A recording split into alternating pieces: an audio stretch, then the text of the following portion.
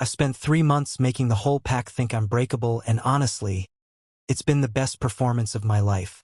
They're about to realize I'm the nightmare they created, and I can't wait to see their faces when everything falls apart. The thing about being underestimated is that people show you their true selves. I'm Caden, and I'm what they call an Omega in the Silverwood pack. Except I'm not like the others who actually need protection and guidance. I'm something else entirely. Something my parents made sure stayed hidden until the right moment. That moment is today. The Triplet Alphas, Jackson, Bryson, and Carson Vinson, rule this pack like it's their personal playground. 3 brothers, 3 different flavors of cruelty, and one shared hobby: destroying anyone who doesn't fit their perfect vision of pack hierarchy. They've been doing it for years, ruining lives, breaking families, all while their father turns a blind eye because results matter more than morality in the Vinson legacy. My family was one of their victims 2 years ago. They framed my older brother Gideon for stealing pack funds. Money they'd actually taken themselves to buy some ridiculous cars and hide their gambling debts. Gideon got exiled, my parents lost their positions, and I got really good at pretending. I show up at the pack house kitchen where I've been volunteering, like the sweet, helpful Omega everyone thinks I am. Jackson's there already, leaning against the counter with that smug expression he wears like a second skin.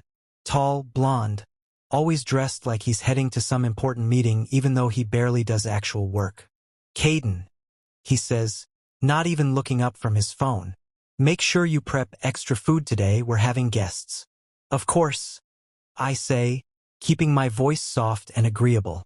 "Should I make that pasta dish you liked last time?" Now he looks at me, surprised I remembered. "Yeah, actually, that'd be perfect."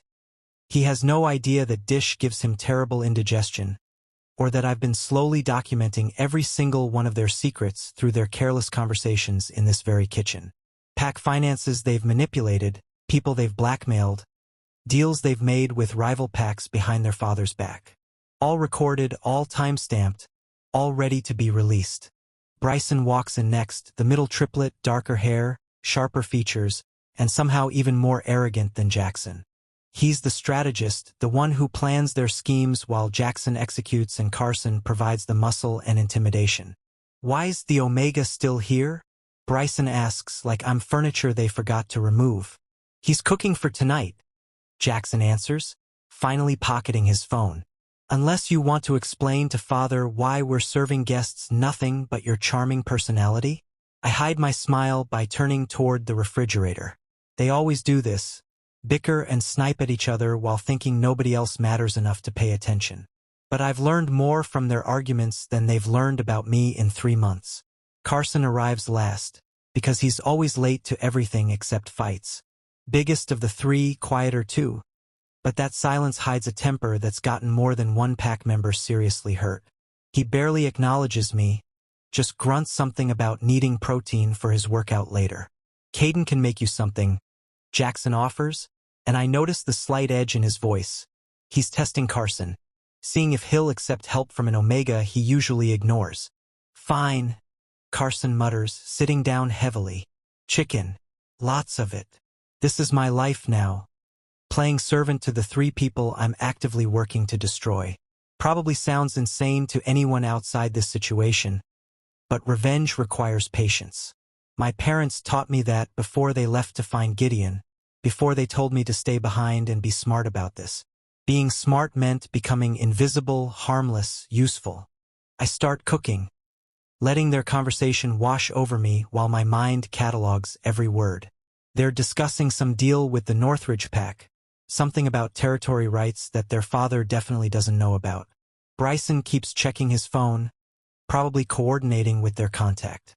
"The Omega's quiet today," Carson observes suddenly, and my heart rate spikes before I control it. "He's always quiet," Jackson says dismissively. "That's why he's perfect for kitchen duty. Doesn't gossip like the others. If only they knew I'm the biggest gossip threat they've ever faced, just not in the way they'd expect. I'm not spreading rumors. I'm collecting evidence that'll dismantle everything they've built on lies and corruption." "Still," Carson continues, and I feel his eyes on my back. "Something's different." Bryson laughs. You're paranoid. He's an Omega doing Omega things. Nothing different about that. The dismissal stings probably should sting more than it does, but I've built up immunity to their casual cruelty. Every insult, every dismissive comment, every moment they treat me like I'm less than them, it all goes into my mental file of reasons why this is necessary. I plate Carson's chicken, making sure it's exactly how he likes it because consistency is part of the act. Can't have them suspecting anything before tonight, before the guests arrive and my carefully laid plans start unfolding. Here you go, I say quietly, setting the plate in front of him. He grunts again, apparently that's his version of thank you. Jackson's back on his phone, probably texting one of the 3 girls he's stringing along simultaneously. Bryson's sketching something on a notepad, numbers and calculations that look suspiciously like they're figuring out how to skim more money from pack resources. This is the Vinson legacy, 3 alphas who think they're untouchable. The kitchen door swings open and their father, Alpha Richard Vinson, walks in with the kind of presence that commands immediate attention. Even I have to admit he's impressive in that terrifying way powerful people often are. Silver hair, cold gray eyes, and a reputation for ruthlessness that makes his sons look like amateurs. Boys, he says, and all 3 triplets straighten immediately. Tonight's dinner is critical. The Southmere Pack Alpha is bringing his son, and I expect you all to be on your best behavior. Jackson frowns. Is this about that alliance you mentioned? It's about securing our future, Richard replies, his tone leaving no room for argument. Southmere Pack controls significant territory and resources. A marriage alliance would benefit us tremendously. I keep my eyes down, keep chopping vegetables for the pasta, but I'm listening to every single word. This is new information, something that might actually complicate my plans if I'm not careful. Which one of us? Bryson asks, always the practical one. That depends on which of you impresses his father most, Richard says. Consider tonight an audition. Carson actually groans. We have to perform for some alpha's spoiled son? You have to prove you're worthy of leading this pack someday? Richard corrects, his voice dropping into dangerous territory. Unless you'd prefer I reconsider the succession entirely? The threat hangs in the air, heavy and real. For all their swagger and cruelty, the triplets are terrified of losing their father's approval. It's their biggest weakness and maybe, possibly, something I can use. Richard's eyes land on me finally. You're the new kitchen help? Yes, Alpha. I say, keeping my posture submissive even though everything in me wants to stand tall and proud. What's your name? Caden, sir. He studies me for a moment and I wonder if he can see through the act, if somehow he knows I'm not what I appear to be. But then he nods, seemingly satisfied. Make sure tonight's dinner is exceptional. We're representing the Silverwood Pack's finest. Of course, Alpha, I murmur. He leaves, and the tension in the kitchen evaporates like steam.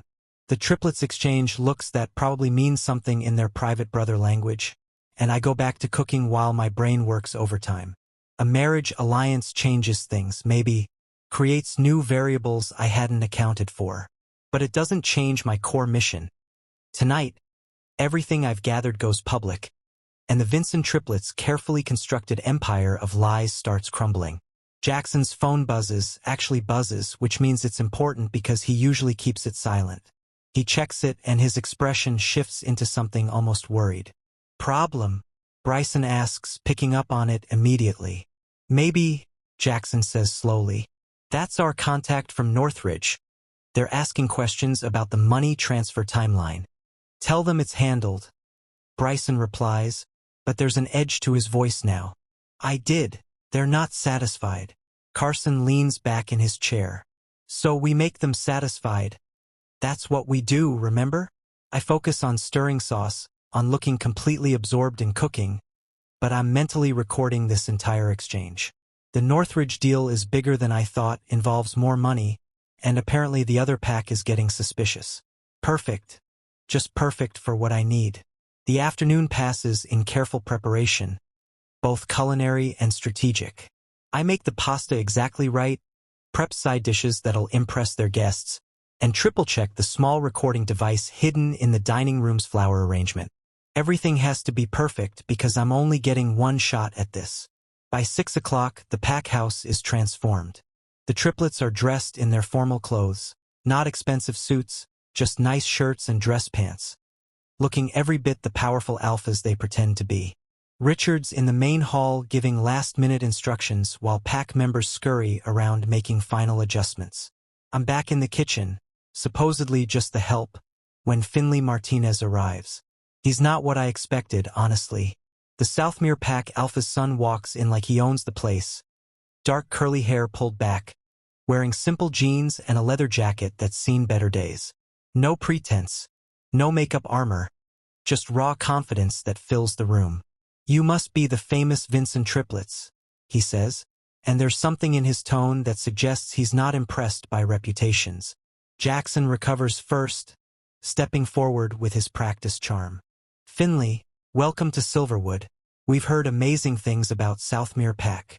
"I bet you have," he replies, shaking his hand briefly before moving to Bryson and Carson. "My father's waiting outside. He wanted me to scope things out first. Smart, I think, while plating appetizers. He's testing them, seeing if they're worth his time before bringing his father into this. I like him already, which complicates my feelings because he's about to get caught in the fallout of what I'm planning. The dinner starts and I'm relegated to serving, perfect position for observing everything. Finley's father, Alpha Vincent Martinez, is exactly what I'd expect from someone who built a pack from nothing. Older, scarred, with eyes that miss absolutely nothing. "Your pack house is impressive," Vincent says, though it doesn't sound like a compliment exactly. "We believe in maintaining appearances," Richard replies smoothly. "First impressions matter in pack politics.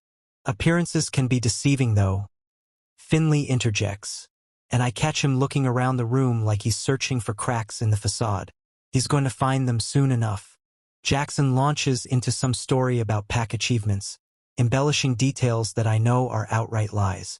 Bryson adds supporting comments, and Carson sits there looking vaguely threatening, which seems to be his only contribution to social situations. I serve the pasta, moving quietly around the table, and Finley's eyes track me for a moment. There's something in his gaze, recognition maybe, or curiosity, that makes my carefully constructed invisibility feel suddenly fragile. "Tell me about your pack values," Vincent says, cutting through Jackson's rambling. "What matters most to the Vincents?" Richard doesn't hesitate. "Strength, loyalty, and prosperity. We take care of our own and eliminate threats to pack stability." The irony of that statement, coming from a family that's destroyed multiple pack members' lives for personal gain, almost makes me laugh. But I keep my expression neutral, keep serving food, keep waiting for my moment. "And your sons embody these values?" Vincent presses. "Absolutely," Richard says with absolute conviction. "They've proven themselves countless times." Finley's watching the triplets now, studying them like specimens under glass. "What's the most difficult decision you've had to make for the pack?" he asks Jackson directly. He barely pauses. "Last year we had a pack member stealing funds. Had to exile him to protect everyone else's interests. My brother Gideon." He's talking about my brother like it was justice instead of a frame job they orchestrated to cover their own theft. The rage that flares in my chest is almost overwhelming, but I've practiced controlling this reaction for months. "That must have been hard," Finley says, and I can't tell if he's being sincere or sarcastic. "Exiling pack members over money.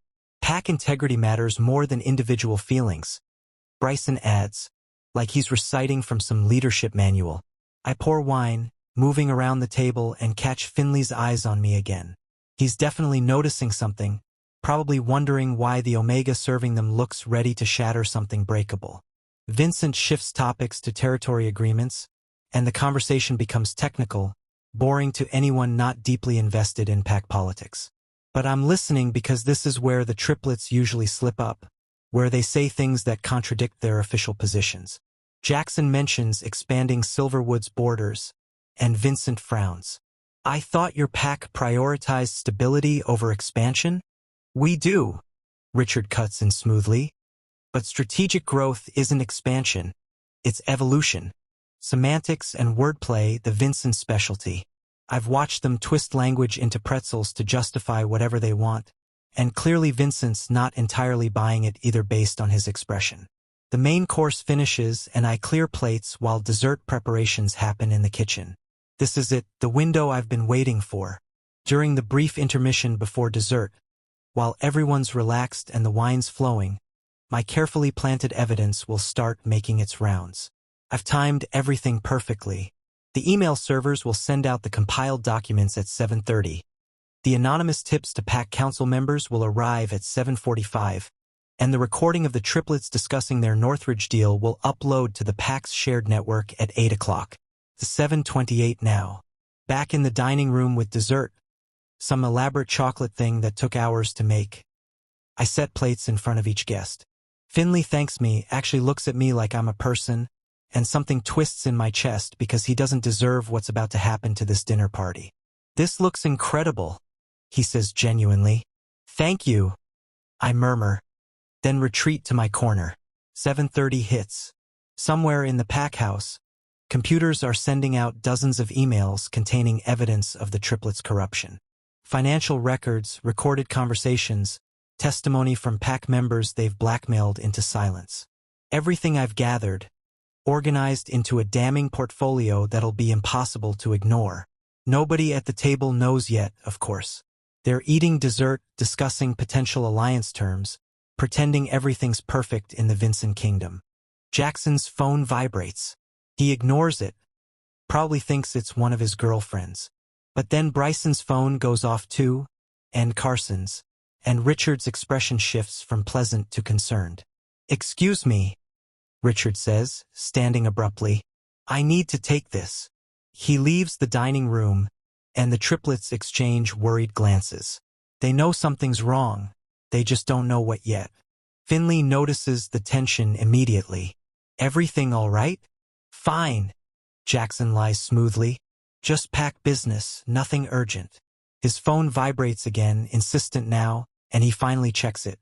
The color drains from his face so fast it'd be funny if I wasn't terrified of what comes next. Bryson grabs his phone too, starts reading, and I watch the realization hit him like cold water. Carson is slower to react, but when he does, his hands clench into fists that could break furniture. "We need to leave," Jackson says abruptly to Finley and Vincent. "I apologize, but something's come up that requires immediate attention." "What kind of something?" Vincent asks, not moving. "Pack emergency," Bryson adds, already standing. "We'll have to reschedule this dinner." Finley's looking at me now, really looking, and I wonder what he sees. Probably a terrified Omega caught in powerful Alpha's drama, which isn't entirely wrong even if it's not the complete picture. Richard storms back in, his controlled facade completely shattered. "Everyone out," he commands. "Vincent, Finley, I apologize, but we're dealing with a serious internal matter." Vincent stands slowly, deliberately. "What kind of internal matter?" "The kind that's none of your business," Richard snaps, then seems to remember who he's talking to. "I mean, it's packed confidential, you understand." "Of course," Vincent says, but his tone suggests he understands more than Richard wants him to. "Finley, we're leaving." He gets up, still watching me with that intense gaze, and I have to look away before he reads too much in my expression. They're escorted out quickly, professionally, but the damage to the potential alliance is probably irreversible. Once they're gone, Richard rounds on his sons. "Which one of you idiots let this happen?" "We don't know what happened," Jackson protests. "The emails just started sending." "Emails containing what exactly?" Richard demands.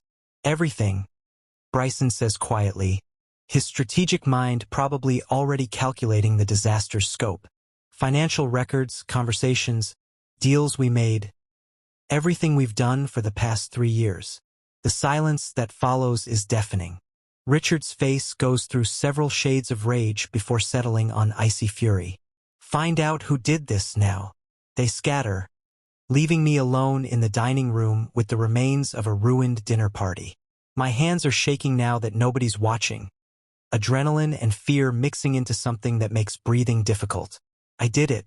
I actually did it, and there's no taking it back now. The question is what happens next, what they'll do when they inevitably figure out who's responsible. Because they will figure it out. Maybe not tonight, maybe not tomorrow, but eventually they'll trace everything back to the helpful Omega who nobody paid attention to. I start cleaning mechanically, gathering plates and glasses while my mind races through contingency plans. My parents are safe, already far from Silverwood with Gideon. I have a go bag hidden in my room with cash, documents, supplies for running if necessary. But part of me doesn't want to run. Part of me wants to be here when they realize who beat them at their own game. Footsteps echo in the hallway. Heavy, angry footsteps that I recognize as Carson. He appears in the doorway, and for the first time since I started the charade, I see him really look at me. "You're still here," he says, and it's not a question. "I was cleaning up," I reply, keeping my voice steady. He walks closer, studying my face like he's seeing it for the first time. "You don't seem surprised about what happened." My heart hammers against my ribs, but I meet his eyes. "I'm just kitchen help. I don't understand alpha business." "Right," he says slowly. "Just kitchen help who's been here for 3 months. In this house, around us constantly. He's figuring it out." Carson, who everyone thinks is just muscle and temper, is actually piecing together what his brothers haven't yet. "I should go," I say, moving toward the door. His hand shoots out, not grabbing me but blocking my path. "Not yet. I want to understand something first." "Understand what?" "Why you're not scared," he says. "Everyone's terrified right now. Pack members, staff, even my brothers, but you're just calm. Because I'm the storm, I think but don't say.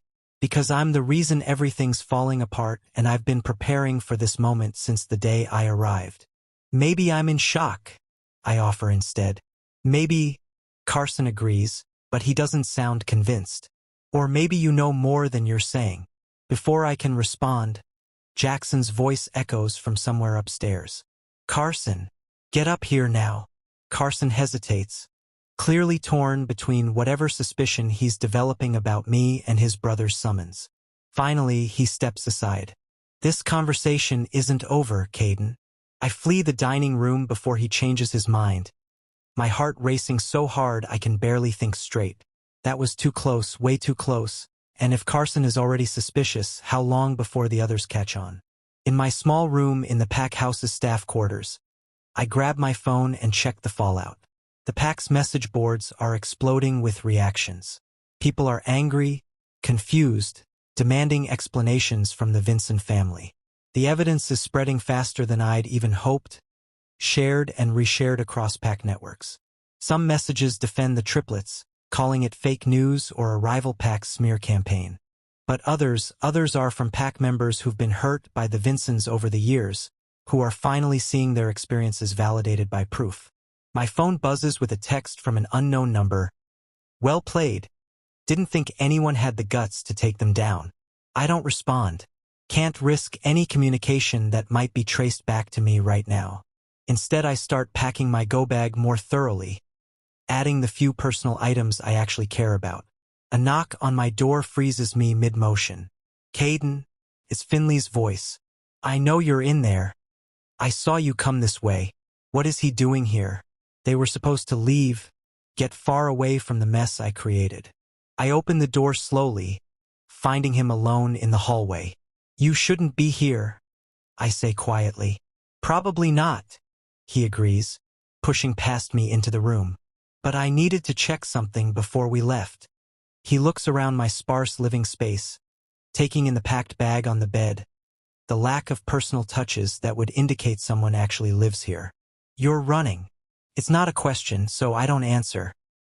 "Here's what I know," Finley continues, turning to face me. "That dinner was sabotaged from the inside by someone with access to the Vinson's private information. Everyone's scrambling to find out who, but they're looking at high-ranking Pack members, not the Omega who serves food," I finish. "Exactly," he says, "which is brilliant, actually. They'll never suspect you because they've never really seen you. Why are you telling me this? Finley shrugs. Because those triplets are everything wrong with traditional pack hierarchy, and watching them panic was the most entertainment I've had in months. Also, he pauses, choosing words carefully. My pack has history with the Vincents.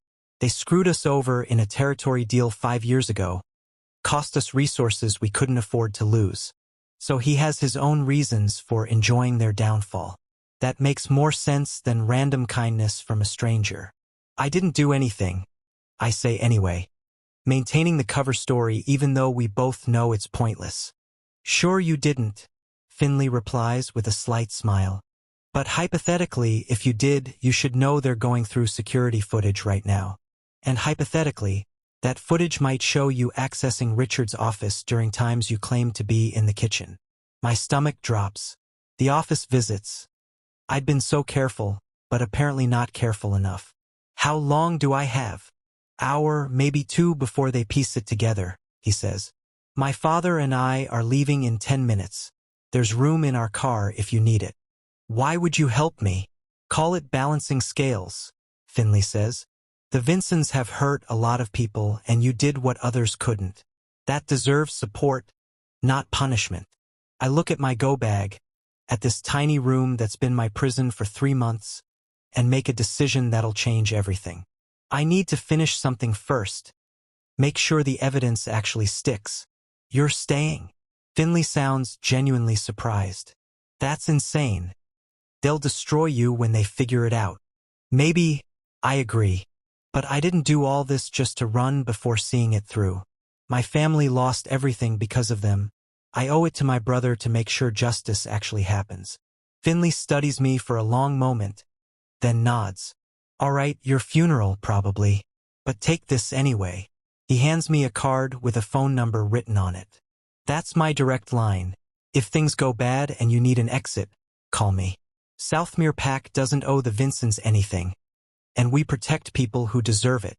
Thank you, I say, meaning it. He leaves as quietly as he arrived, and I'm alone again with my choices and consequences. The smart move is running, getting far away before they connect the dots. But smart isn't always right, and I've spent 3 months being smart instead of honest. I unpack the go bag.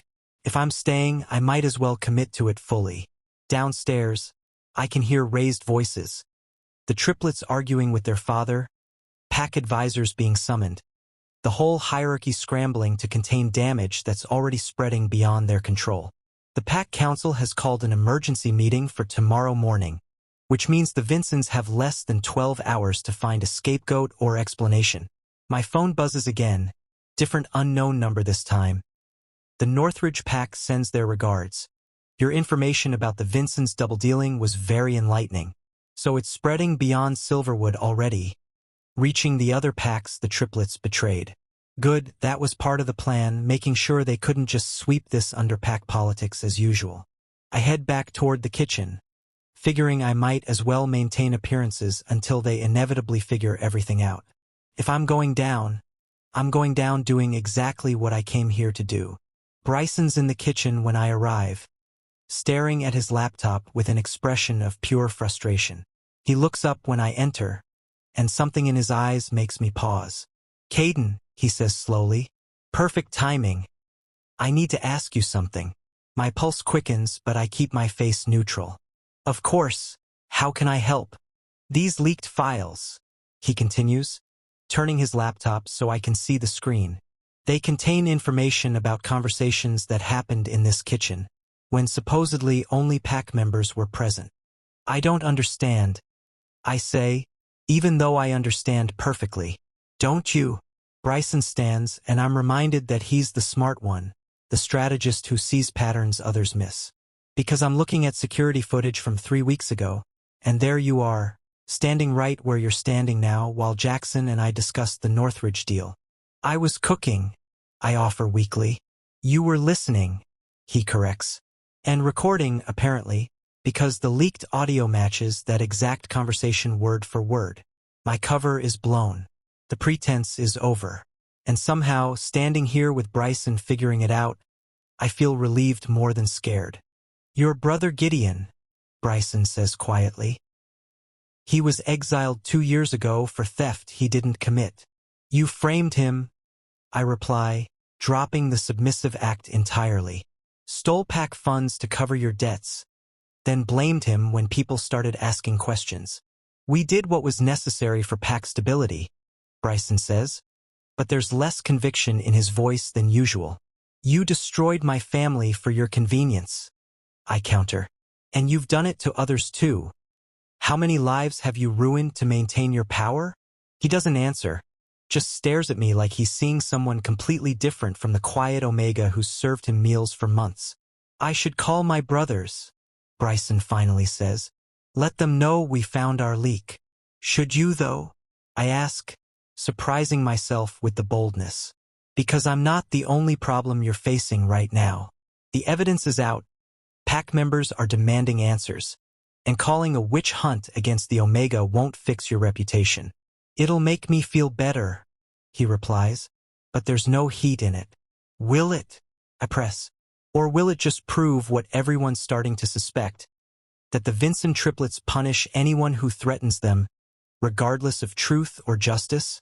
Bryson's jaw tightens, and for a moment I think he might actually hit me. But instead he just closes his laptop carefully. You're playing a dangerous game, Caden. I already won, I say. Everything I needed to accomplish is done. Whether you punish me now doesn't change that the truth is out there. The truth, Bryson repeats bitterly. You have no idea what you've started, what consequences this will have. Better consequences than more years of you three destroying people to protect yourselves. I shoot back. We stand there in tense silence, and I realize I'm not afraid anymore. The worst thing I could imagine was them continuing to get away with everything. Getting caught was always part of accepting this mission. Why didn't you just leave after uploading everything? Bryson asks, genuine curiosity in his tone. You could have been long gone before we figured it out. Because someone needed to stay and make sure it mattered. I answer honestly. Running would have been easier, but it wouldn't have been right. Right, he says, like the concept is foreign. You sound like someone who actually believes PAC values should mean something? I finish. Yeah, imagine that. Jackson bursts into the kitchen before Bryson can respond. Dad wants everyone in the meeting room now. Council members are already arriving and we need. He trails off, seeing me standing there with Bryson. What's going on? We found our source, Bryson says quietly. Jackson looks at me, then back at Bryson, then at me again like his brain can't process this information. The Omega? You're joking. Caden's brother was Gideon, Bryson explains. The PAC member we exiled for theft. Understanding dawns on Jackson's face, followed quickly by anger. You've been spying on us this whole time? Everything, the helpful act, the cooking, all of it, was fake. Not all of it, I say. The cooking was actually real. I do make good pasta. This isn't funny, Jackson snaps, stepping closer. You've destroyed years of work, damaged our reputation, cost us alliances, cost you the consequences of your own actions. I interrupt. I didn't forge those financial records, you did. I didn't blackmail PAC members, you did. I just made sure everyone could see what you've been hiding. You had no right. I had every right. The words explode out of me, months of contained fury finally breaking through. You framed my brother for crimes he didn't commit, exiled him, destroyed my parents' lives, and you think I had no right to expose that? Jackson's hand moves toward me and Bryson catches his wrist. Don't, not here, not now. Dad's waiting. He comes with us then, Jackson says coldly. Let the council decide what to do with him. They escort me to the meeting room, one on each side like I'm a prisoner being delivered to judgment. Carson is already there with Richard, and when we enter, his expression confirms he'd figured it out too. This is our leak? Richard asks, looking at me with cold assessment. Gideon's younger brother, Bryson confirms. He's been gathering evidence against us for months. The PAC council members are arriving, older alphas and betas who've served Silverwood for decades.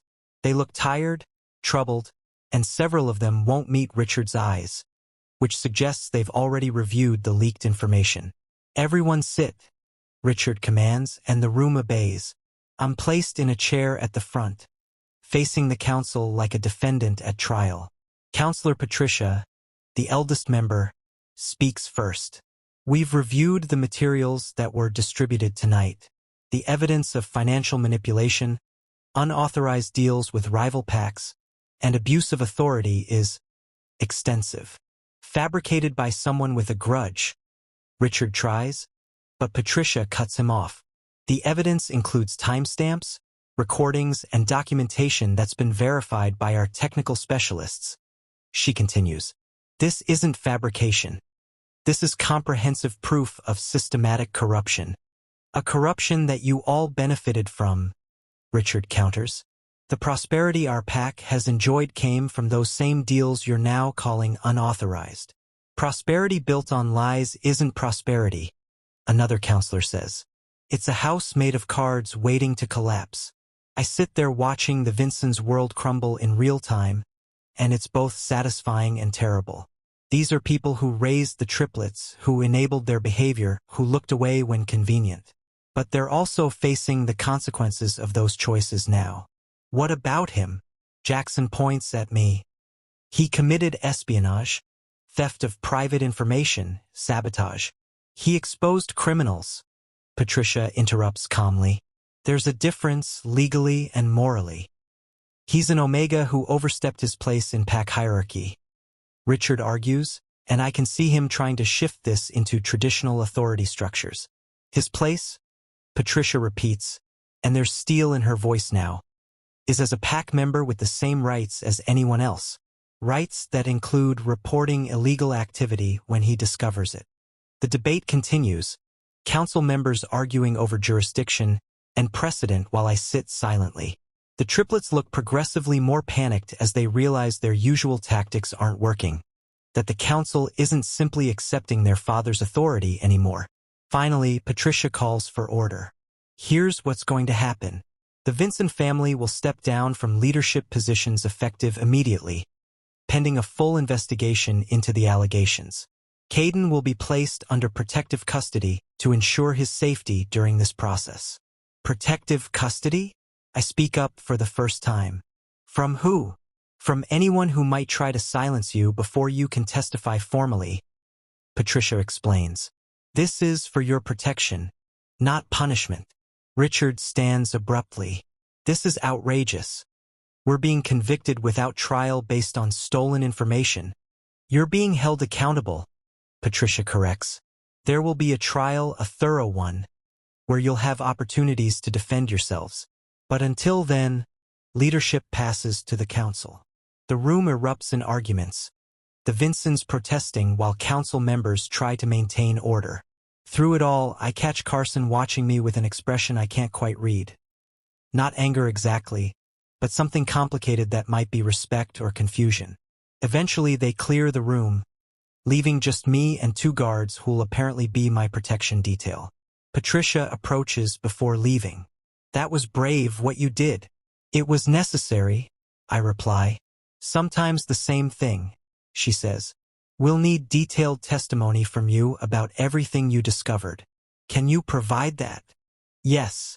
I kept copies of everything, organized by date and type of violation. She smiles slightly. You're very thorough for someone so young. How old are you? 22, I answer. Same age as the triplets, she notes. Yet somehow you managed to outmaneuver all three of them. They underestimated me, I say simply. People usually do. Patricia leaves me with the guards, older PAC members I vaguely recognize but don't really know. They're polite but distant, clearly unsure how to treat someone who's both protected witness and social inferior according to traditional PAC rules. My new, protective custody room is actually nicer than my staff quarters were, with actual furniture and a window that overlooks the PAC territory. I sit on the bed, processing everything that just happened. I did it. I actually took down the Vincent family's corruption.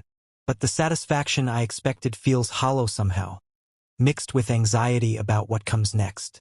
A knock on the door surprises me. Visits weren't mentioned as part of this arrangement. One of the guards opens it to reveal Carson, who's apparently convinced them to let him in. 5 minutes, the guard says sternly. Carson enters, and we're alone for the first time since he started suspecting me. He doesn't sit, just stands by the window looking out at the same view I was studying moments ago. I should hate you, he says finally. Probably. I agree. You destroyed my family, ruined our reputation, ended our leadership. Everything we worked for is gone because you decided to play detective. Everything you stole, I correct. I didn't destroy anything that wasn't already corrupt. He turns to face me, and his expression is complicated. Anger mixed with something that might be admiration. You were right there the whole time, cooking our food, cleaning our dishes, listening to everything we said. We talked about sensitive pack business right in front of you like you were furniture.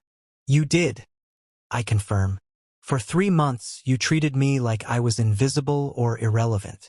Made it easy to gather information. I noticed you eventually, Carson says. Started wondering why you were different from other Omegas we've had working here. Less chatty, more observant. Always exactly where you needed to be to hear things. What gave me away? Your eyes, he answers. Tonight at dinner, when Jackson talked about exiling your brother, your eyes went cold for just a second. Everyone else missed it, but I saw. That's when I knew you weren't just kitchen help. I don't know what to say to that, so I stay silent. For what it's worth, Carson continues, I'm sorry about your brother. We were wrong to frame him, wrong to destroy your family. Jackson and Bryson convinced me it was necessary for pack stability, and I went along because that's what I always do. You're apologizing? I can't hide my surprise. I'm being honest, he corrects. There's a difference, probably. My brothers and we've spent so long doing whatever it took to maintain power that we forgot why we wanted it in the first place. If we even knew originally. That's not really an excuse. It's not meant to be, Carson says. Just an explanation, maybe. You asked earlier why I'm not angrier. Truth is, part of me is relieved. This whole thing was exhausting. Constantly watching our backs, covering tracks, manipulating situations. Being exposed means it's finally over. I study him carefully, trying to determine if this is genuine or another manipulation. But Carson has never been good at lying. That's always been Jackson and Bryson's specialty. When he's honest, it shows. What happens now? Ask. Investigation, trial, probably exile for all 3 of us, he answers. Dad's already talking about legal strategies, but the evidence is pretty damning. We'll lose everything, which is what you wanted. I wanted justice for my brother, I correct. What happens to you is just consequences of your choices. Fair enough, Carson agrees. He moves toward the door, then pauses. One more thing, be careful during this process. Dad's going to try every trick to discredit you. Make you seem like a scorned Omega seeking revenge, rather than someone reporting legitimate crimes. Let him try, I say. The evidence speaks for itself. It does, Carson confirms. But evidence can be reframed, witnesses can be intimidated, and Richard Vinson is very good at rewriting narratives. Watch your back, Caden. He leaves, and I'm alone again with significantly more to think about. Carson's warning echoes in my mind. I've won the first battle, but the war for justice is probably just beginning. The next morning starts with formal testimony sessions. Patricia and other council members ask detailed questions about what I discovered, when I discovered it, and how I obtained the information. I answer truthfully, providing copies of recordings and documents I'd hidden in secure locations. You were remarkably systematic, Patricia observes, reviewing my organized evidence files.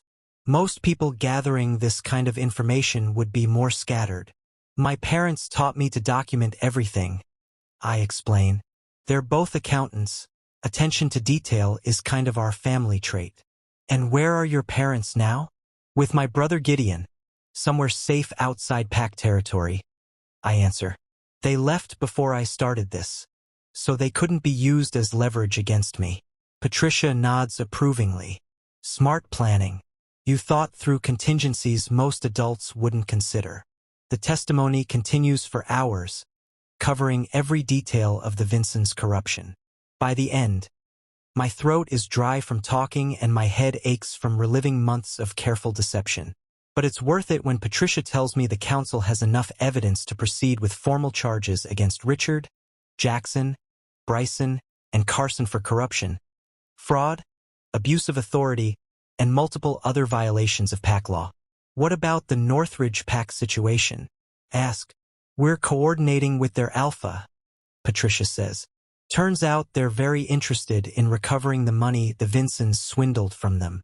This is going to have ripple effects across multiple PACs. That night, back in my protected room, I finally let myself feel the weight of everything I've done. The relief of exposing the truth mixes with guilt about the PAC members who'll suffer from the leadership vacuum, anxiety about potential retaliation, and an unexpected sadness about the triplets themselves. They're terrible people who did terrible things, but they're also products of Richard's ruthless parenting and a PAC culture that valued power over integrity. Carson's honesty yesterday showed they're capable of self-awareness. They just chose not to exercise it until consequences forced them. A soft knock interrupts my thoughts. The guard opens the door to reveal Bryson, who apparently also negotiated a visit. Great, I mutter. Apology tour continuing? Not exactly, Bryson says, sitting uninvited in the room's single chair. I came to understand something. Understand what? Why you stayed, he says. After uploading everything, you could have disappeared. Finley Martinez even offered you an escape route. Yes, I know about that. We have security cameras in the hallways, but you stayed anyway. I told you already. Someone needed to make sure it mattered. Right, but I'm wondering if there's more to it. Bryson continues, and I recognize the strategic mind working through possibilities. You stayed because you wanted to see us face consequences personally, wanted to watch our empire crumble. Is that so wrong? No, Bryson admits. Actually, it's completely understandable. We destroyed your family. You wanted front row seats to ours being destroyed. Fair trade, sort of. This isn't a trade, I object. This is justice. Semantics. Bryson waves the distinction away. Here's what I actually came to say. You were right. About everything. We've been corrupt, cruel, and focused on power instead of actual leadership. We justified it with PAC prosperity and strength, but really we just wanted control. Another apology? An acknowledgement, he corrects. Apologies don't fix what we did. Nothing fixes that. But I wanted you to know that at least one of us recognizes we deserved this. I stare at him, trying to reconcile this reflective person with the arrogant alpha who dismissed me as irrelevant just days ago. What changed? Perspective, Bryson says. When everything you've built collapses, you either learn from it or become bitter. I'm trying for the former, though it's harder than expected. You'll forgive me if I don't sympathize too much, I reply. I don't expect sympathy, Bryson says, standing to leave. I expect consequences, which you've ensured we'll face. That's fair, probably necessary, and definitely what we've earned. The trial begins 3 weeks later, and by then the scandal has spread far beyond Silverwood PAC. Other PACs the Vincents manipulated have come forward with their own evidence, creating a massive legal proceeding that involves multiple jurisdictions and PAC councils. I testify on the first day, presenting my evidence and explaining how I gathered it. Richard's lawyer tries to discredit me, painting me as a vengeful Omega with a grudge, but the documented proof makes those arguments weak. Isn't it true you harbor resentment toward the Vincent family? The lawyer asks during cross-examination. Yes, I answer honestly. They destroyed my family based on lies. Resentment is a natural response to injustice. So this entire investigation was motivated by revenge? It was motivated by truth, I correct. Revenge would have been hurting them personally. I just exposed facts they wanted hidden. The lawyer tries several more angles, but Patricia and the other judges don't let him twist my testimony too badly. By the end of my time on the stand, I feel drained but satisfied that I presented everything clearly. Over the following weeks, I watch the trial proceed from the witness section. The Vincents mount various defenses, claiming the financial irregularities were simple accounting errors, that the unauthorized deals were misunderstandings, that the blackmail accusations came from unreliable sources. But the evidence is overwhelming. Recording after recording of them discussing schemes, document after document showing deliberate manipulation, testimony after testimony from PAC members they'd hurt over the years. Jackson maintains his charm throughout, trying to win over the judges with practiced charisma. Bryson stays analytical, treating it like a strategic puzzle to solve. And Carson remains mostly silent, accepting the proceedings with something close to resignation. Richard is the worst, angry, defiant, refusing to acknowledge any wrongdoing even when faced with irrefutable proof. He blames everyone else, attacks the council's authority, and generally makes things worse for himself and his sons. The verdict comes after 6 weeks of testimony and deliberation. Patricia reads it formally, her voice carrying across the packed hearing room. On charges of corruption, fraud, and abuse of authority, guilty. Richard, Jackson, Bryson, and Carson Vinson are hereby stripped of all PAC positions and sentenced to exile from Silverwood territory. Assets obtained through illegal means will be seized and redistributed to affected parties. The room erupts in reactions, some supportive, some shocked, everyone processing what this means for PAC dynamics moving forward. The Vinson era is officially over, ended by an omega they never bothered to really see. I don't celebrate. Watching them receive their sentence feels more like closing a painful chapter than achieving victory. Justice happened, but it cost everyone something. After the hearing, I'm finally released from protective custody. Patricia approaches me as I'm gathering my limited belongings. "What will you do now?" she asks.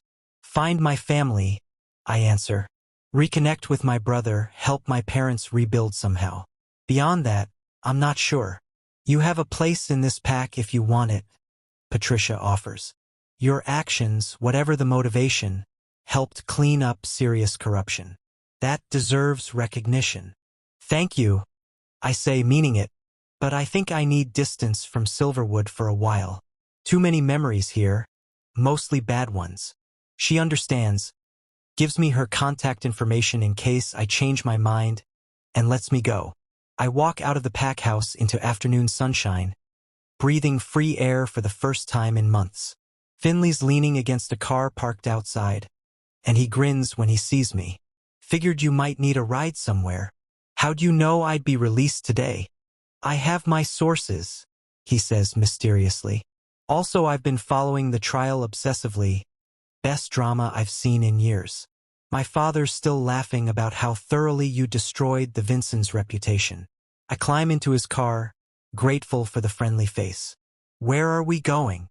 "Wherever you want," Finley answers. "I've got time, and you look like someone who could use an adventure that doesn't involve espionage and revenge." We drive in comfortable silence for a while, leaving Silverwood territory behind.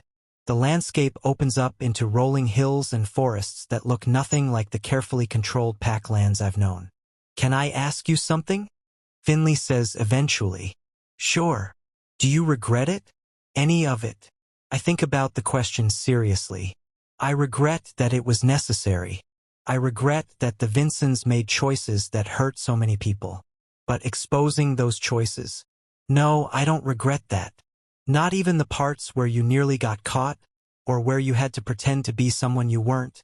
Those parts were awful, I admit. Pretending to be weak and submissive when I'm neither of those things, that was its own kind of torture. But it worked, so maybe worth it. Finley nods, navigating a turn onto a smaller road. "For what it's worth, I think you're incredibly brave. Most people wouldn't have the guts to take on powerful alphas like that." "Most people shouldn't have to," I reply. "That's kind of the point. Pack hierarchy shouldn't protect abusers just because they were born into the right family." "Agreed," Finley says. "Which is why what you did matters beyond just your family's situation. You proved that power isn't absolute, that omegas aren't helpless victims waiting for alpha protection." We stop at a small diner in neutral territory, far from any pack's influence. Over mediocre coffee and surprisingly good pie, Finley tells me about Southmere Pack's structure.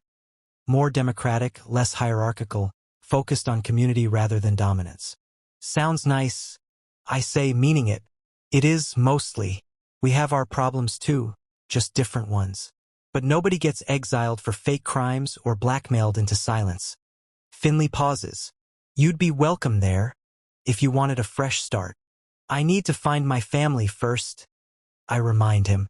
But after that, maybe, I'll definitely consider it.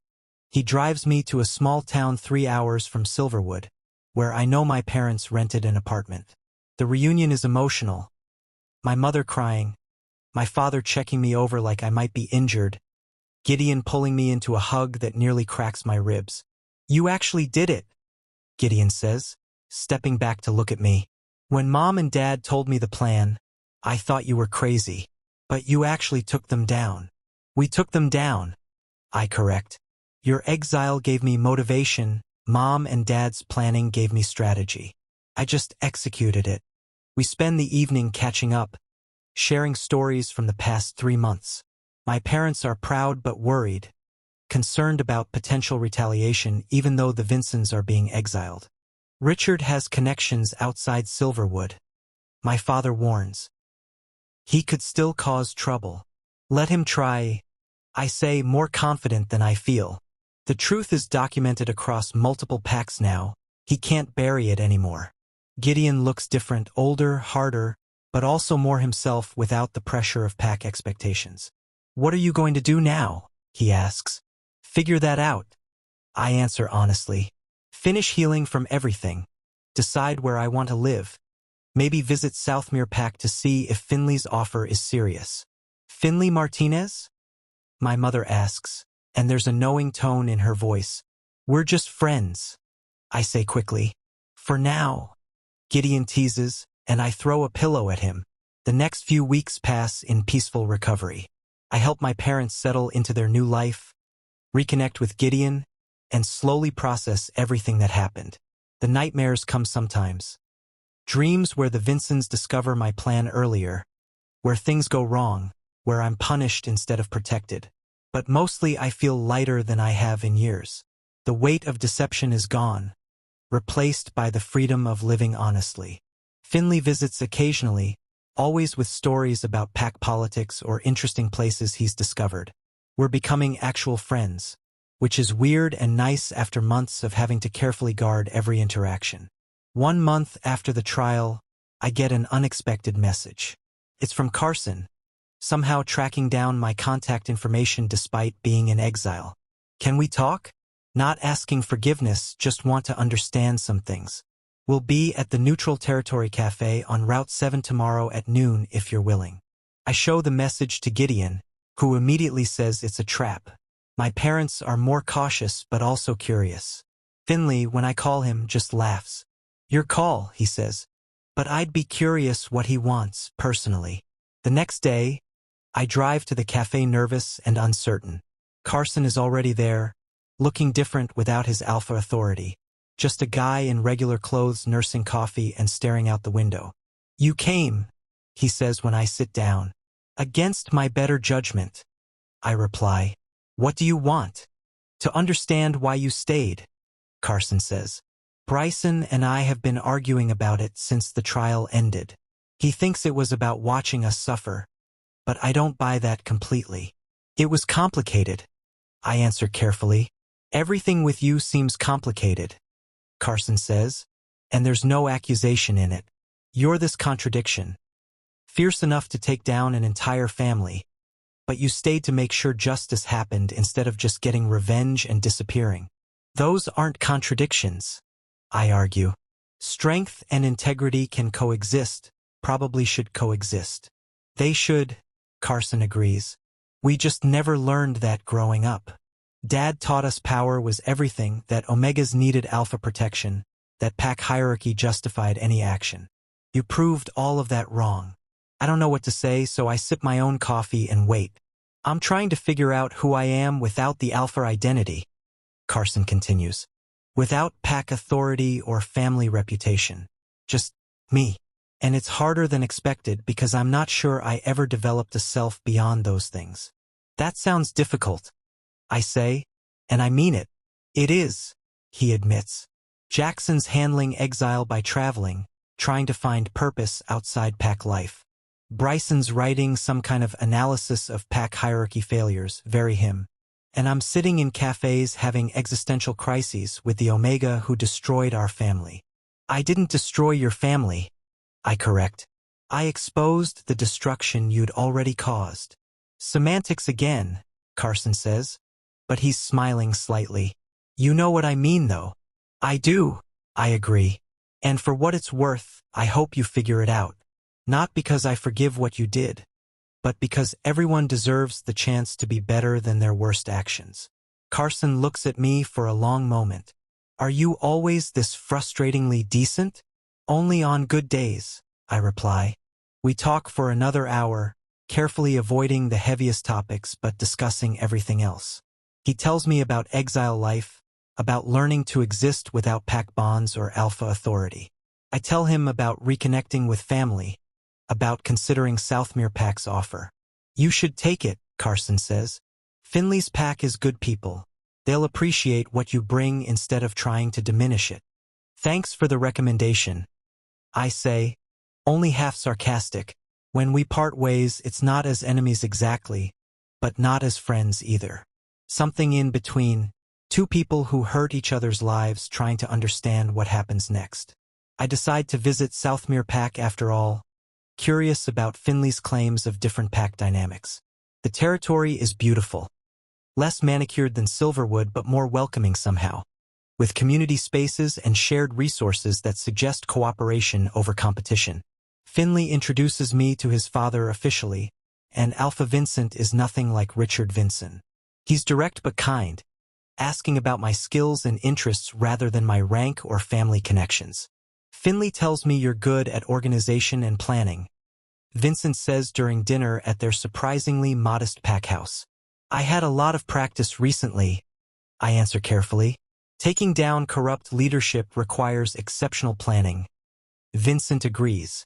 Those skills would be valuable here. We're expanding our territory management program and need someone detail-oriented to help coordinate. You're offering me a job? I'm genuinely surprised. I'm offering you a purpose if you want it, Vincent clarifies. No pressure, no expectations beyond doing good work.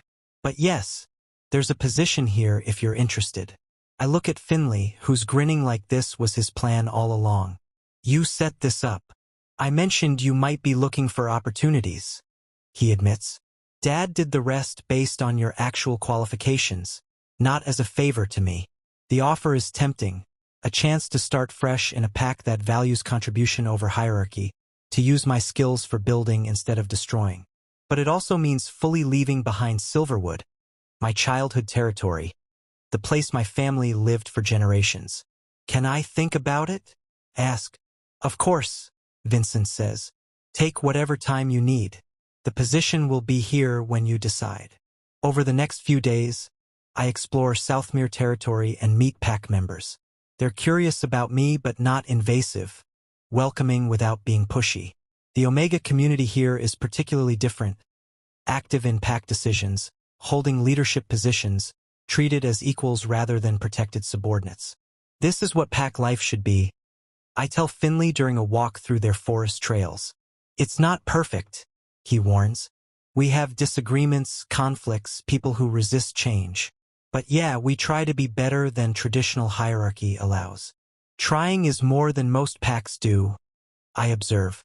Finley stops walking, turning to face me directly. I have a confession. I didn't just offer you that ride because I admired what you did to the Vincents.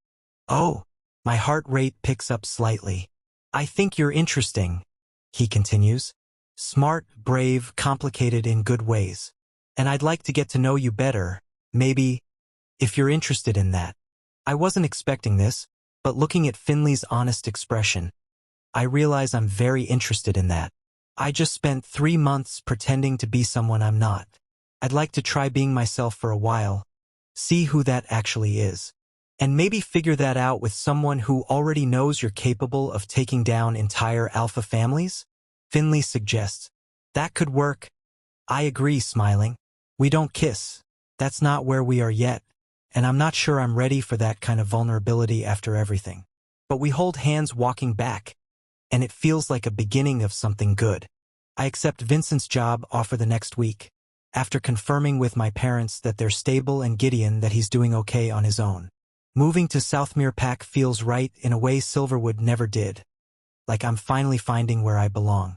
The work is challenging but satisfying, organizing territory patrols, coordinating resource distribution, helping resolve disputes between Pack members. It's everything the Vincent's corruption prevented, all the good parts of Pack leadership without the power games. Finley and I grow closer slowly, learning each other without the pressure of dramatic circumstances. He's funny, perceptive, and challenges me in ways that make me think harder about everything. We have our first real argument about Pack defense strategies, our first apology afterward, our first actual kiss on a quiet evening watching sunset from the Pack house roof. This is weird, I say afterward. Kissing me is weird? Finley sounds offended.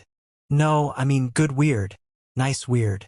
Romantic feelings that aren't wrapped up in revenge plots or dangerous secrets. Oh, that kind of weird. Finley relaxes. Yeah, welcome to normal relationship development. It's terrifying but in completely different ways. Life settles into comfortable patterns. Work, family visits, time with Finley, slowly building friendships with other Southmere Pack members.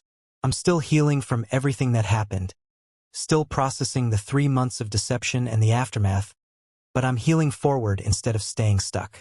6 months after joining Southmere, I get another unexpected message. This time it's from Jackson asking if we can meet. I'm immediately suspicious, but curiosity wins out. We meet at the same neutral cafe where I met Carson. Jackson looks different too, less polished, more genuine somehow, like exile stripped away some performance layer he'd been maintaining. Thanks for coming, he says. I wasn't sure you would. I almost didn't, I admit. What do you want? To apologize properly, Jackson says. Not the performative apology I gave during the trial, but actual acknowledgement of harm caused. What we did to your family was inexcusable. Framing Gideon, destroying your parents' positions, all of it. No justification makes it okay. I study him carefully, looking for manipulation or hidden agenda. But Jackson's always been the easiest to read when he's being honest. His charm disappears, leaving someone more uncertain and real. Why now? Ask. It's been months since the trial. Because I've spent those months thinking about who I was versus who I want to be, Jackson explains. Therapy helps, yeah. I'm in therapy now, which probably surprises you. Learning about accountability, facing consequences, understanding how privilege blinded me to the harm we caused. That's good, I say cautiously. Growth is good, I guess. It's painful, Jackson corrects. Realizing you've been a terrible person for years is not fun. But necessary, probably. Carson mentioned he met with you. Said you told him everyone deserves the chance to be better than their worst actions. I believe that, I confirm. Do you believe it about me? Jackson asks directly. Because I'm trying to figure out if I can actually change or if I'm just good at pretending again. The question surprises me with its vulnerability. I think change is possible if you're willing to do the work. But it has to be for you, not for redemption or forgiveness from the people you hurt. What if I want both? Jackson asks. Then you'll probably fail, I answer honestly. Because real change means accepting that some people won't forgive you, that some damage is permanent. If you're only changing to earn redemption, you'll quit when forgiveness doesn't come. Jackson absorbs this, nodding slowly. That's harsh but fair, probably. Bryson said something similar, that we need to make peace with being the villains in multiple people's stories. How is Bryson?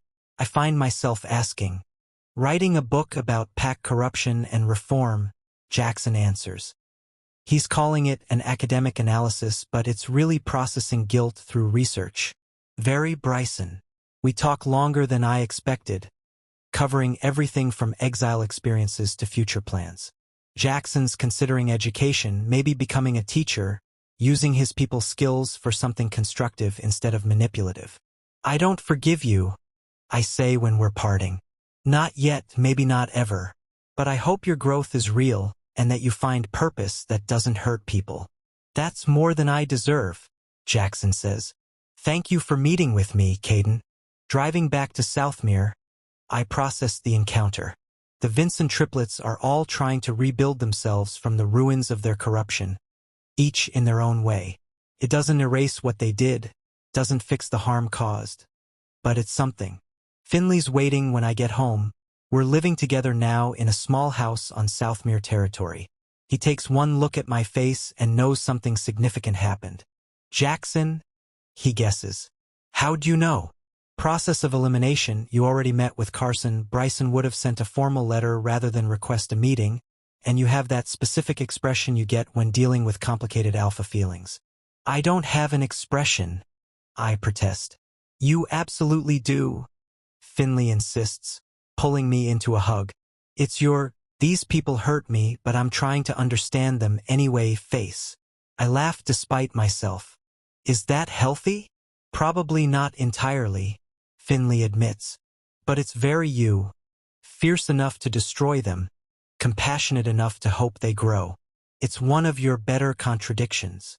That night, lying next to Finley, I think about the past year. How I went from playing weak and harmless to exposing corruption to finding genuine happiness in a new pack.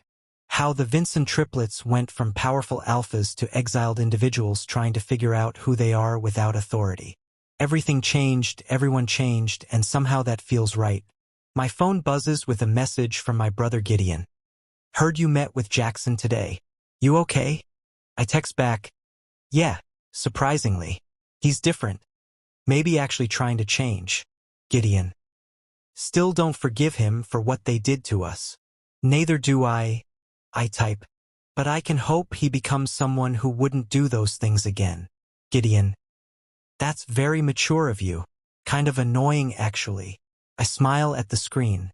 Love you too. Life continues in its new patterns. Work that matters, relationships that feel real, healing that happens slowly but genuinely. The scars from Silverwood remain, probably always will, but they're part of my story rather than defining it entirely. Finley stirs beside me. Stop overthinking and go to sleep. How do you know I'm overthinking? Because you always do after emotional encounters, he says without opening his eyes. Process tomorrow, rest tonight. He's right, probably. I set my phone aside, settle into comfort, and let myself rest. A year passes in Southmere Pack, bringing growth and challenges and unexpected connections. I'm promoted to senior coordinator, managing larger projects and mentoring newer pack members. Finley and I have our first major fight about boundaries and communication, and work through it with help from couples counseling that Vincent suggests. This is healthy relationship development, our counselor says after one session. Conflict handled constructively builds trust instead of eroding it. It still feels terrible during the actual fighting, I complain. That's normal too, the counselor assures me. My parents visit regularly, proud of the life I've built but still worried in that parental way that never quite stops. Gideon's considering joining Southmere Pack himself, tired of living outside pack structure and intrigued by their democratic approach. You really think they'd accept me? He asks during one visit. After everything with Silverwood? I think they judge people on current actions rather than past circumstances, I answer. But ultimately that's your decision to explore. He decides to try it, moving to Southmere on a probationary basis. Watching him integrate into pack life, seeing him relax into belonging again, feels like closing another painful chapter from our shared history. On the anniversary of the Vincent trial verdict, I receive packages from all three triplets. They're sent separately but arrive the same day, which suggests coordination or bizarre coincidence. Jackson's contains a book, his recommendation apparently about restorative justice and accountability. There's a note. This helped me understand the difference between apologizing and making amends. Still working on both. Hope you're well. Bryson's package holds a copy of his finished book, Hierarchies of Harm, Analyzing Pack Corruption and Paths to Reform. The dedication reads, "To those brave enough to expose truth when silence is easier." There's a signed note. Chapter 7 discusses your case specifically. I tried to be fair while acknowledging my role. Let me know if I failed. Carson sends the simplest gift, a handmade wooden carving of a wolf mid-leap. The note says, "Made this in woodworking therapy. Reminds me that strength and freedom can coexist. Thanks for teaching me that, even if the lesson hurt." I show them all to Finley, who examines each gift carefully.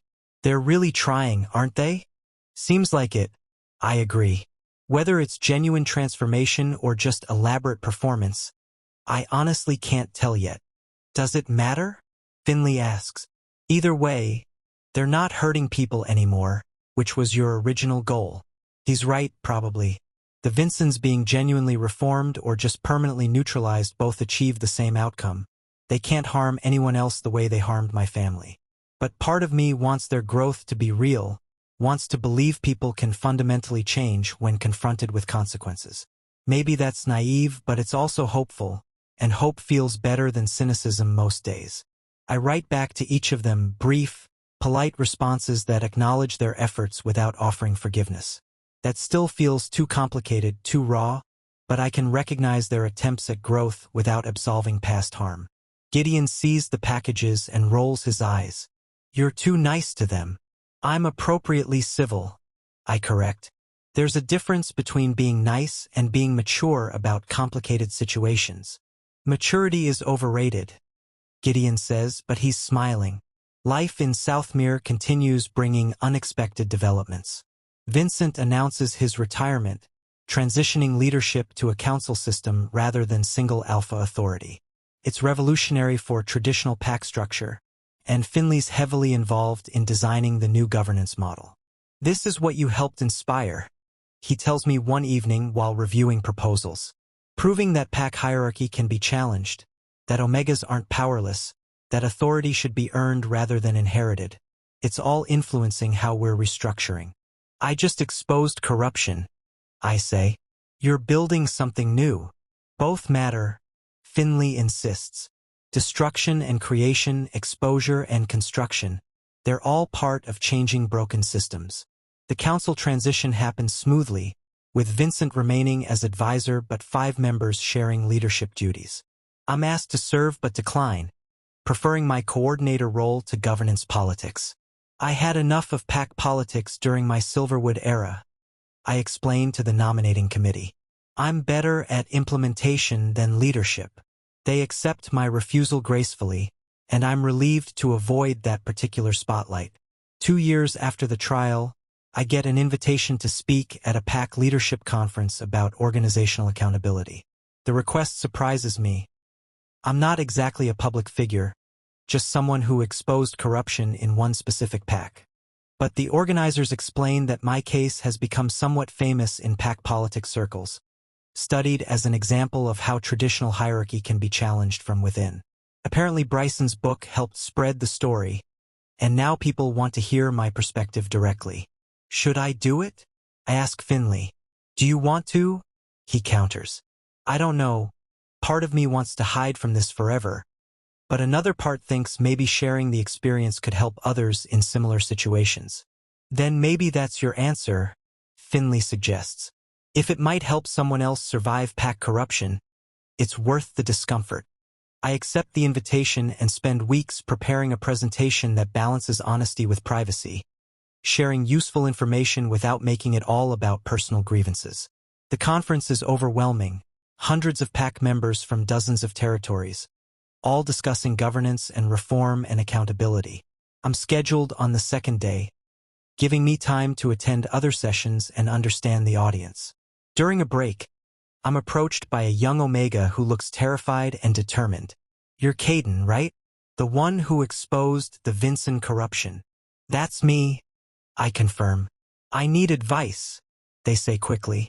My pack leadership is doing similar things, stealing resources, blackmailing members, abusing authority. I've been documenting it like you did, but I don't know what to do next. This is exactly what I was afraid of, becoming some kind of role model for pack rebellion when I barely survived my own situation. But looking at this person's desperate hope, I can't just dismiss them. First, make sure you're safe, I say carefully. Don't risk exposure before you have backup plans and support systems. We talk for an hour, me sharing practical advice about evidence gathering, finding allies, and protecting yourself during the process. By the end, they look less terrified and more purposeful. Thank you, they say. Everyone keeps telling me to accept how things are, that omegas can't change pack structure. But you proved that's not true. After they leave, I sit with that responsibility. I never wanted to be a symbol of omega resistance or pack reform. I just wanted justice for my family. But apparently my actions rippled farther than anticipated, inspiring others to challenge their own corrupt leadership. My presentation goes surprisingly well. I focus on practical strategies, documentation, alliance building, understanding legal frameworks, protecting yourself emotionally and physically. The audience is engaged, asking thoughtful questions, and several people approach afterward with their own stories of pack corruption they've witnessed or survived. This is bigger than I realized. I tell Finley that night, pack corruption isn't isolated to Silverwood. It's everywhere traditional hierarchy concentrates power without accountability. Which is why reform matters. Finley agrees. And why your story matters, even when you'd rather leave it behind. Flying home from the conference, I feel different. Not exactly comfortable with the public attention, but more accepting of the role circumstances gave me. I exposed corruption because it was necessary, and if that experience helps others do the same, that has value beyond my personal story.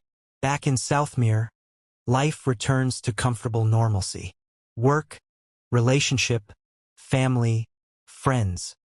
All the pieces of a life built on honesty instead of deception. Gideon officially joins the pack, finding his place in their education system teaching younger members about pack history and governance. This is weird, he says during family dinner at my house. Being part of a pack that actually functions properly instead of covering up corruption. Good weird though, my mother adds. This is what pack life should have been all along. 3 years after the trial, I receive one final message from the Vincent triplets, a joint letter this time, rather than individual communications. Dear Caden, it begins, and I can almost hear their different voices in the carefully constructed sentences. We're writing together because we've realized our individual attempts at accountability were incomplete without acknowledging our collective responsibility. What we did to your family, and to others, came from shared choices and mutual enablement. We built that corruption together, profited from it together, and now we're trying to heal from it together. This isn't asking for forgiveness, we understand that's not ours to demand. But we wanted you to know that your actions 3 years ago changed more than just our circumstances. They changed our understanding of power, responsibility, and what it means to actually serve pack members instead of ruling them. Jackson's working in education now, teaching conflict resolution to young alphas before they develop the superiority complexes we did. Bryson's book has become required reading in several pack leadership programs, and he's consulting on governance reform. Carson is doing wilderness therapy with at-risk pack members, using his experience with violence to help others find better outlets. We'll never be who we were before you exposed us, and that's good. Those people didn't deserve their authority or respect. Who we're becoming is still uncertain, but at least we're trying to build something that helps rather than harms. Thank you for holding us accountable when no one else would. Thank you for staying when running would have been easier. Thank you for proving that omegas aren't powerless and that traditional hierarchy isn't unbreakable. We hope you found peace and purpose wherever you are now. With genuine gratitude and ongoing remorse, Jackson, Bryson, and Carson Vinson. I read the letter 3 times, processing complex emotions. They sound sincere, transformed by consequences into people I might actually respect if we'd met under different circumstances. But they're also still the people who destroyed my family, and that contradiction doesn't resolve neatly. What are you thinking? Finley asks, reading over my shoulder. That people are complicated, I answer. That accountability can actually work sometimes. That I'm glad they're trying to be better, but I'm also glad I don't have to be part of that process. All reasonable thoughts, Finley says, pulling me close. You did what you needed to do, they're doing what they need to do, and everyone's moving forward separately. That's probably the healthiest outcome. He's right, probably. The Vincents and I will never be friends. We'll never fully reconcile. But we've all found ways to grow from shared trauma and mistakes. That's enough, maybe that's closure of a sort. I fold the letter carefully, filing it with the others in a box of Silverwood memories I rarely open. That chapter is finished, the story told, the consequences distributed. What comes next is entirely different. A life built on truth rather than revenge, love rather than anger, hope rather than hurt. And here we are, friends, 4 years past the trial that changed everything. I'm still in Southmere, still with Finley, still working on pack coordination and occasionally speaking about accountability. The Vincent triplets are rebuilding their lives separately, apparently genuinely trying to be better. And Silverwood Pack has reformed under new leadership that actually values integrity over authority. Sometimes the good guys win, or at least survive long enough to build something better from the ruins. If this story resonated with you, I'd love to hear your thoughts in the comments. Have you ever had to stand up to people who seemed untouchable? And hey, if you enjoyed this wild journey, maybe subscribe so you don't miss whatever comes next.